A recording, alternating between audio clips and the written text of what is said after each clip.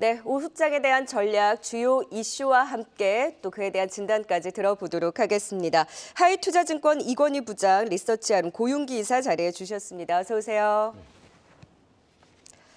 네, 자, 바로 오늘의 이슈 짚어보도록 하겠습니다. 지수와 시장에 대한 분위기 안 짚어볼 수가 없죠. 코스피 2600선 돌파 이후에 또 미국 시장의 훈풍, 좀 혼조세가 있기는 했습니다만 5월의 고용지표 호조까지 맞물리면서 2610선에 대한 안착을 시도하고 있습니다. 과연 위험 자산이 더 살아날 수 있을지 이건희 부장님, 코스피 2600선 안착에 대해서 이제 이벤트가 좀 많잖아요. 어떤 방향, 어느 정도의 기간을 두고 좀 더 안착에 힘을 키울 수 있다라고 보세요?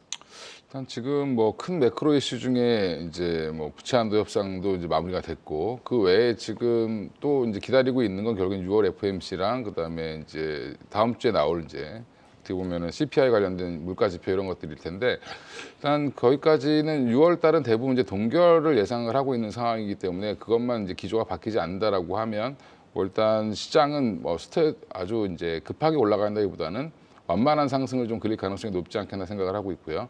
그다음 그렇게 지금 환율도 약간 이제 1,310원대까지 내려와 있는 상황이기 때문에 환율까지 아마 좀 더 내려와 준다라고 하면 제가 볼 때는 이 기조는 좀 당분간 이어가지 않겠나 이렇게 생각을 하고 있습니다.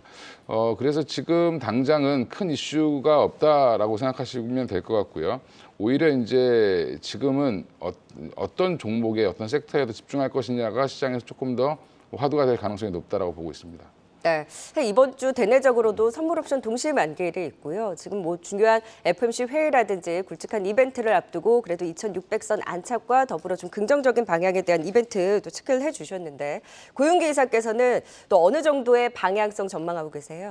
저도 일단 큰 그림 자체는 우상향을 예상을 하고는 있는데요. 다만 이제 2600선이라는 어떤 심리적인 저항세를 돌파한 이후에 조금은 쉬어갈 여지는 높다라고 좀 판단을 하고 있습니다.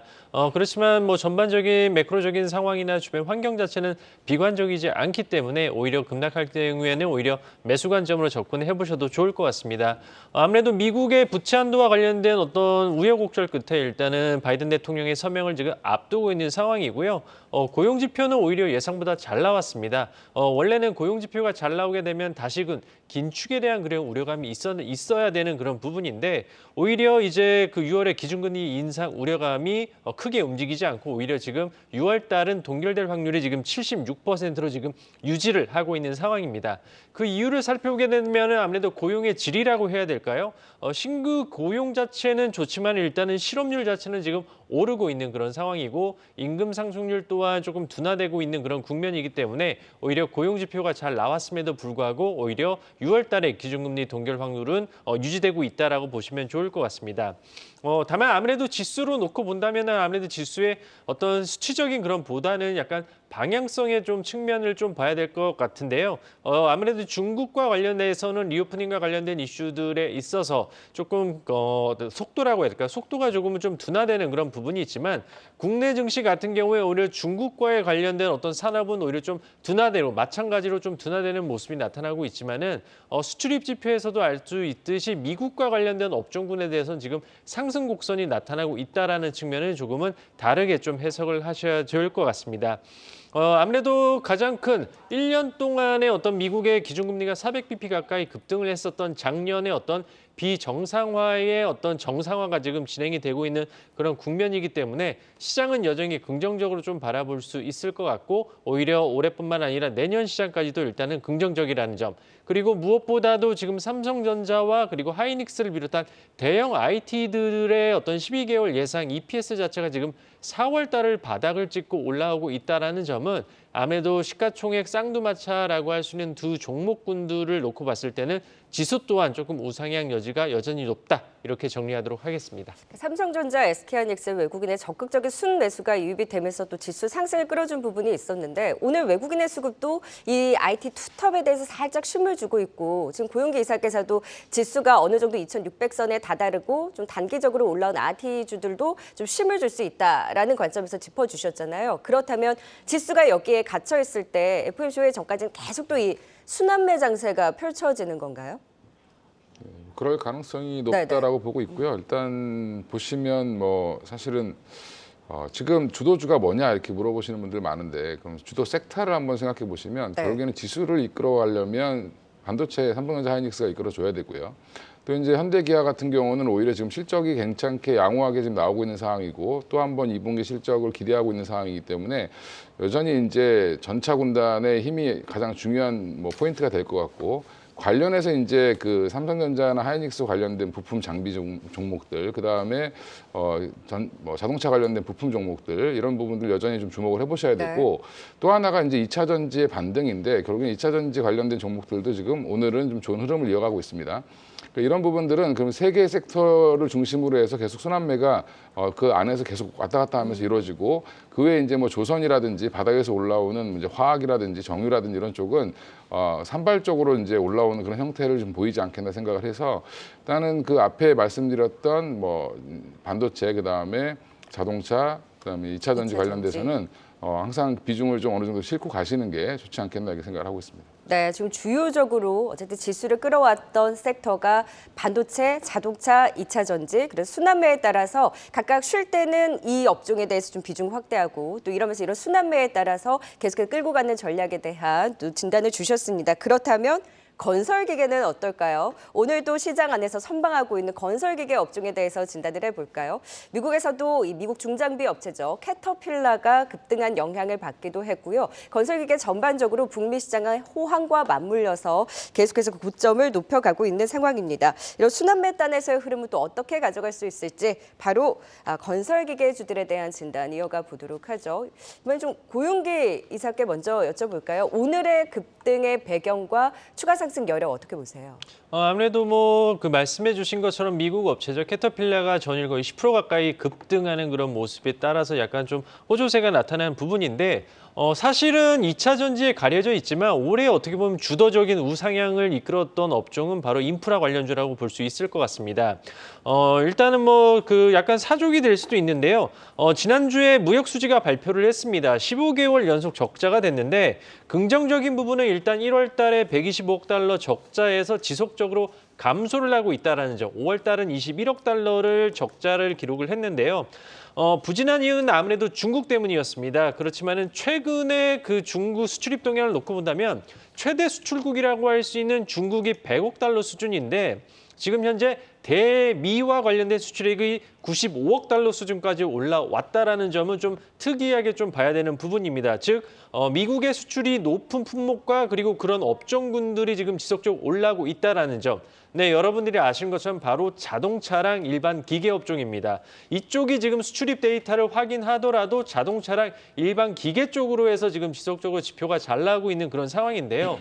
왜 이런 상황이 나타나느냐라고 본다면 올해 초 지금 미국에서 인프라 관련 법안이 통과가 됐습니다. 2026년까지 600조 원이라는 어마어마한 금액을 이제 투입을 하게 되는 그런 인프라 법안이 통과가 됐는데요. 투자 규모를 놓고 본다면 도로와 교량에 1,100억 달러, 그리고 전력 인프라에도 1,000억 달러, 그리고 전기차 인프라에 150달러를 투자하겠다는 그런 법안입니다. 단순하게 생각을 해봐라도 도로와 교량 쪽에는 어떤 장비가 들어가요. 건설 중장비라든지 굴삭기라든지 이런 당연히 건설 그런 기계 업종들이 들어가고 있기 때문에 최근 들어서 HD 현대인프라코어라든지 두산 밥캣과 관련된 종목군들도 여전히 실적적인 어떤 우려감이 아니라 오히려 호실적을 발표를 하면서 주가가 지금 우상향하고 있다라고 볼 수가 있을 것 같고요. 전력 인프라 관련해서는 변압기 쪽으로 한번 놓고 본다면 최근에 재룡전기라든지 효성중공업과 같은 그런 종목군들도 최근에 이와 같은 이슈로 인해서 지속적으로 우상향하고 있다라고 볼 수 있을 것 같습니다. 두 가지 이슈는 일단은 뭐 제2의 마샬 플랜이라고 일컬어지는 우크라이나 재건 사업과 관련된 이슈인데요. 물론 종전이 언제 될지 모르겠지만 여전히 정치 외교적으로는 이 마샬 플랜이 될 수도 있는 우크라이나 재건 사업에 어마어마한 지금 관심을 보이고 있는 그런 상황이기 때문에 향후에 어찌됐든 간에 종전이 된다고 할 경우에는 당연히 우리나라는 뭐 한강의 기적이라고 불릴 만큼의 그런 기술력과 노하우를 갖고 있기 때문에 당연히 수혜를 볼 수 있는 그런 구간대라고 볼 수 있을 것 같습니다. 주가가 많이 오르긴 했지만 여전히 하반기에 대한 어떤 수혜, 실적적인 수혜까지도 볼 수 있는 부분이기 때문에 눌림목 구간에는 하나 인프라 관련주는 갖고 가시는 게 좋을 것 같습니다. 네.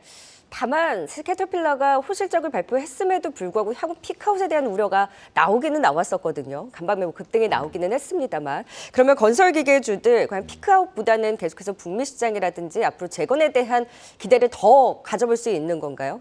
이건희 부장님. 일단 뭐 단기적으로 지금 두산바켓 같은 경우는 오버행 이슈도 해소가 되고 하면서 이제 실적도 좋게 올라오고 하면서 지금 주가는 계속 지금 고공행진을 하고 있고요. 그다음에 이제 현대건설기계라든지 뭐 두산 그러니까 현대인프라코어 같은 경우는 조금 눌렸다가 지금 다시 올라오는 모습을 네. 보이고 있는데 일단 전반적으로 지금 이쪽 건설기계 관련된 것들 보면 아까 말씀하신 고윤규 이사님 말씀하신 대로 여러 가지 이제 북미양이라든지 뭐 중동 관련된 부분도 있고 그다음에 유럽 관련된 부분도 있고 여전히 이벤트는 많이 남아 있는 상황이고요. 특히 이제 미국은 80년대 이후 최고의 이제 건설 호황이다라고 할 정도로 지금 수요가 지금 급증하고 있는 상황이기 때문에 자금이 이쪽으로 좀 뭐 몰려 있다. 2008년도 이후에 한 번도 제대로 인프라 투자를 못한 거에 대한 후회를 이제라도 늦지 않았다라고 해서 지금 이제 열심히 하고 있는 거죠. 미국 입장에서는 그런 부분들이 좀 반영이 되고 있는 상황이고요. 실적도 이제 1분기에 워낙 잘 나왔기 때문에 2분기에 대한 기대감이 여전히 좀 있다라고 보시면 될 것 같고요. 그다음에 이제 또 하나의 포인트는 뭐냐면 지금 자원 관련된 종목들, 뭐 상사 관련된 종목들,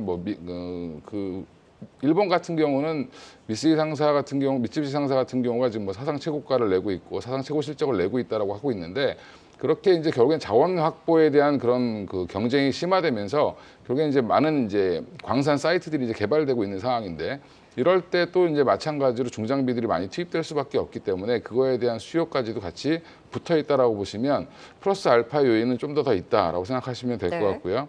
지금은 뭐 조정시 매수 관점은 맞다라고 보고 있는데 일단 지금 단기에 너무 급등했던 종목들보다는 조금 그나마 좀 눌림목을 줬던 뭐 현대 인프라코어 같은 종목들 여전히 저는 뭐 다시 한번 10,000원대 뭐 11,000원대 지금 와 있는데 10,000원대 중반까지 한번 조정이 나온다라고 하면 충분히 접근 가능하다라고 생각하고 있고요.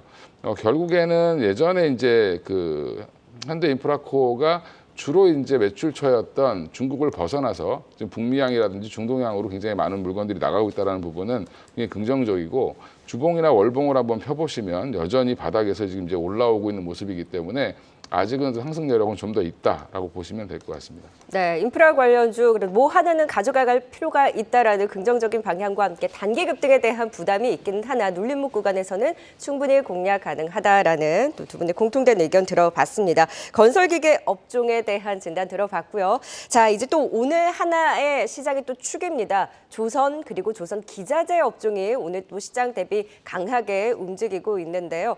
이제 수주도 그렇고 실적에 대한 기대감 그리고 이제 해외 모처럼 이제 카타르 쪽에서의 모멘텀까지 더해지고 있는 상황인데요.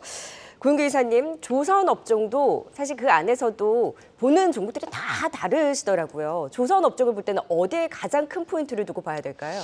지금 현재 우리나라 조선 업종을 봐야 될 때 제가 보는 부분은 뭐 친환경 관련된 이슈와 함께 이제 고부가 가치냐라는 그 측면이 조금 중요할 것 같습니다. 기존에 우리가 알고 있는 선박 같은 경우에는 좀 그렇게 고부가 가치는 아니었거든요. 그리고 조선업 같은 경우 아무래도 그동안 저가 수주에 대한 그런 어떤 악령에서 벗어나기 위해서 좀 많은 노력을 했었고 그 영향으로 인해 주가가 좀 가지 못했던 그런 부분인데 이러한 저가 수주와 관련된 노이즈에서 지금 점차적으로 해소가 나타나면서 오히려 이제 실적적으로도 좀 플러스가 되고 흑자 전환되는 그런 모습이 나타나고 있습니다. 올해 같은 경우에도 수주 실적을 놓고 본다면 재미난 게 있습니다. 지금 현재 수주 실적이 가장 좋은 회사는 이제 HD 한국조선해양인데요. 지금 연간 수주 목표액의 지금 72%를 달성을 했습니다.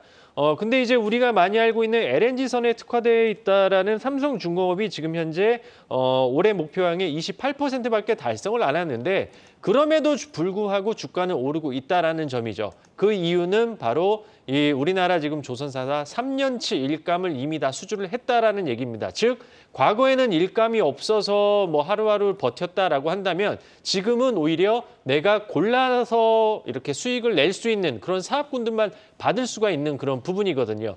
그렇기 때문에 고부가가치선인 LNG선에 대해 이제 특화되는 그런 기업들에 조금 더 관심을 가질 필요가 있고요.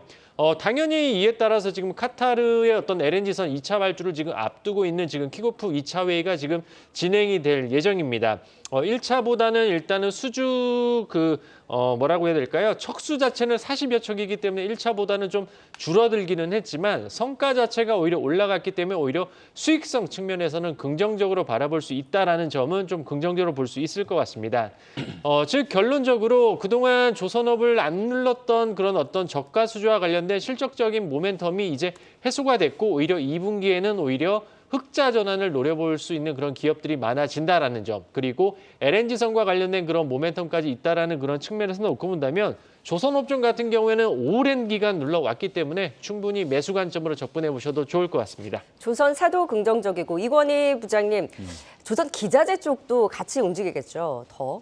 지금 이제 국내 수주 현황을 보면 이제 주로 이제 LNG에 많이 집중되어 있습니다. 지금 물론 이제 최근에는 이제 일단 컨테이너선 같은 경우도 지금 일단 수주를 받고 있긴 하고 또 친환경 선박 관련돼서도 뭐 탱커 관련돼서도 여전히 이제 수주가 나올 걸로 좀 예상을 하고 있는데 지금 현재로서 보면은 LNG에 많이 집중되어 있고 이런 부분들은 그동안 이제 그 양질의 어떻게 보면은 그 수주가 계속 늘어나고 있다라고 보시면 되는데 LNG 자체가 이제 선박 중에 가장 제일 비싼 선박이고요. 그 비싼 선박을 뭐 많이 한다는 거는 결국 LNG에 대한 수요가 많아졌다는 거죠, 전 세계적으로. 그런 부분에서는 주로 이제 기자재 업종 중에서는 한국카본이라든지 동성하이텍 같은 본행제 업체들도 여전히 주목을 해보셔야 될 것 같고요.